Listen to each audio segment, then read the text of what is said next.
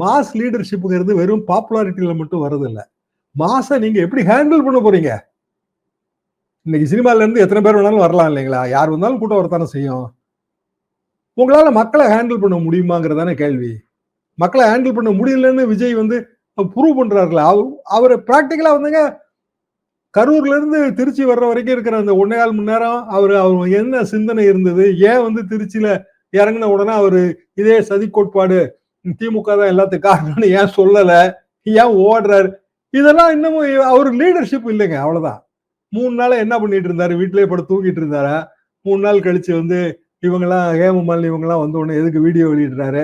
அப்படியே video வெளியிட்டா reaction வந்து towards BJP அவர் போறாருங்கிற reaction வரும்போது அவரோட ஓட்டு வங்கி அது பாதிக்குமா பாதிக்காதா? சிந்தனையே இல்ல. அப்ப அரசியல் தொலைநோக்கே இல்லாத ஒரு சினிமா பிரபலத்தால என்ன சாதிக்க முடியுங்கிறதா என்னோட பார்வை. அப்ப விஜய் கரூர் இந்த புள்ளியில ஏதோ ஒரு வகையில பாஜக இணைய பாக்குது. எடப்பாடி பழனிசாமி தான் அடுத்த முதலமைச்சர்னு விஜய் பிரச்சாரம் பண்ணணும். அது சாத்தியமா? அது வசப்படுமா விஜய்க்கு? அப்ப என்ன கணக்கு போடுறாங்க பாஜக?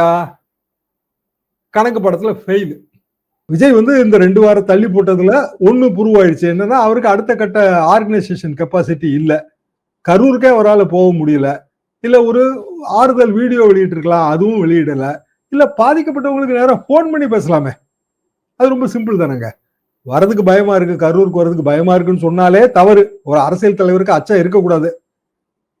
இல்லைங்க நான் ஒரு பிரபலம், நான் வந்தா திருப்பி கூட்டம் கூடும், இதே மாதிரி சம்பவம் நடந்து போயிடும், அதனால அதெல்லாம் தவிர்ப்பதற்காக நான் வரல, அப்படி ஒரு ஸ்டாண்ட் எடுக்கலாம். இப்படி போன் பண்ண வேண்டியதானே. செந்தில் பாலாஜி சொல்றாருலங்க, இந்த 40 பேர் இறந்து போனது 26 பேர் குடும்பத்தையே எனக்கு பர்சனலா தெரியுன்றாரு. ஏன் சொல்றாரு? அவர் உள்ளூர்காரருங்க, உள்ளூர் பிரமுகர், அங்க அவர் தேர்தலுக்கு நின்று இருக்காரு, அவருக்கு அது தெரியும்.